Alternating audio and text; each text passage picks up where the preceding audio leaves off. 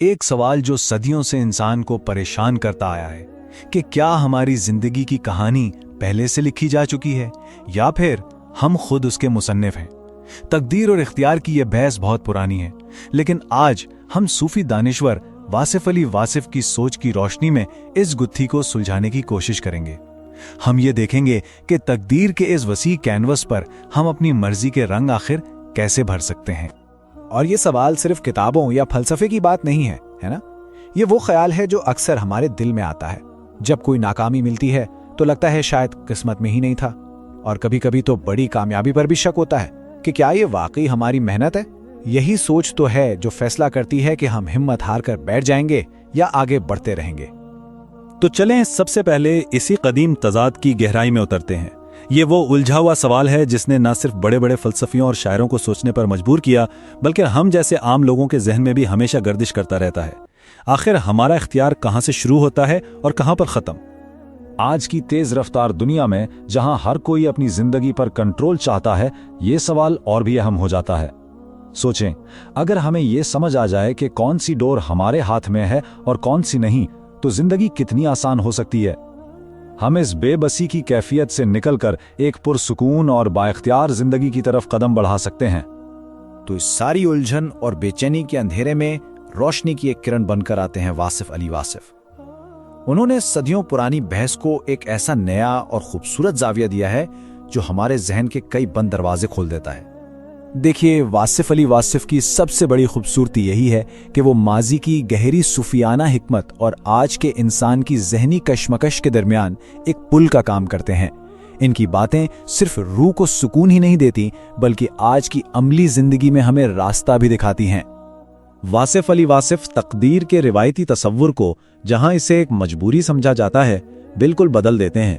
وہ کہتے ہیں کہ تقدیر کوئی زنجیر نہیں جو ہمارے پیروں میں ڈال دی گئی ہو، نہیں، بلکہ یہ تو ایک کھلا میدان ہے جس میں ہمیں اپنا کردار ادا کرنے کے لیے بھیجا گیا ہے۔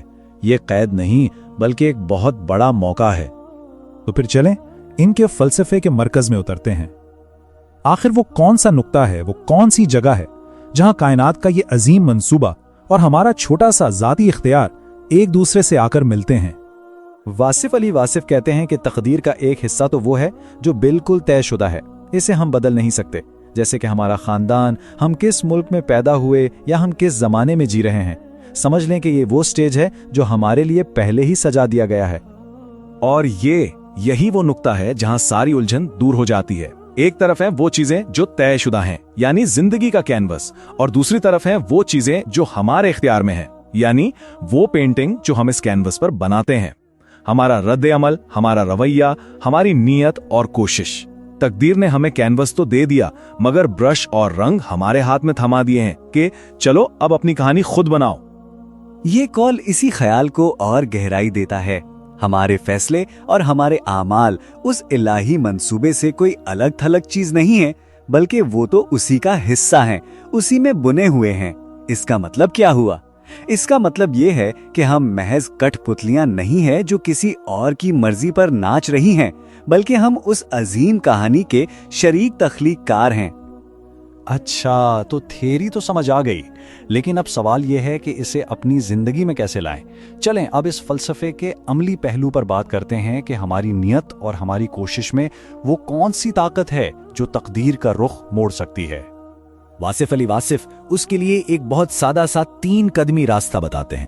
پہلا قدم ہے نیت، یعنی ہمارے ہر عمل کی بنیاد ہماری خالص نیت۔ دوسرا قدم ہے کوشش، یعنی ایکشن لینا، یہ ہماری ذمہ داری ہے۔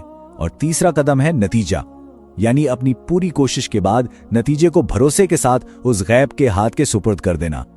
یہ انسان اور کائنات کا ایک مشترکہ عمل ہے۔ اور ایک بات یاد رکھنے کی ہے، یہ فلسفہ صرف زندگی کے بڑے بڑے فیصلوں کے لیے نہیں ہے، نہیں، بلکہ یہ ہمارے روزمرہ کے چھوٹے چھوٹے انتخاب پر بھی لاگو ہوتا ہے۔ آخر ہر چھوٹا قدم مل کر ہی تو ایک طویل سفر بناتا ہے نا؟ تو ان تمام باتوں کا نچوڑ کیا ہے؟ آخر ہم کیا سیکھتے ہیں؟ یہ سارا فلسفہ اصل میں ہمیں ایک عملی نقشہ، ایک روڈ میپ دیتا ہے، ایک ایسا راستہ جس پر چل کر ہم بے بسی کے خوف سے آزاد ہو سکتے ہیں اور ایک بامقصد، ایک بھرپور زندگی گزار سکتے ہیں۔ तो यहाँ से हासिल होने वाले अहम नुकात ये हैं। सबसे पहले अपने अमाल और फैसलों की जिम्मेदारी कबूल करें।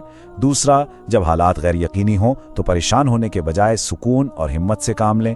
तीसरा, अपनी कोशिश को अपने ईमान के साथ जोड़ दें। और आखिर में उस खौफ से निकलकर कि सब कुछ पहले से लिखा है, बा इख्तियार अमल की तरफ बढ़ें। ये मायूसी से उम्मीद की तरफ एक सफर है। तो आखिर में हम सब के लिए एक सवाल है, अगर हमारा हर इंतखाब, हमारा हर फैसला खुद तकदीर का ही एक हिस्सा है, तो फिर आज हम अपनी तकदीर में कौन सा रंग भरने का इंतखाब करेंगे?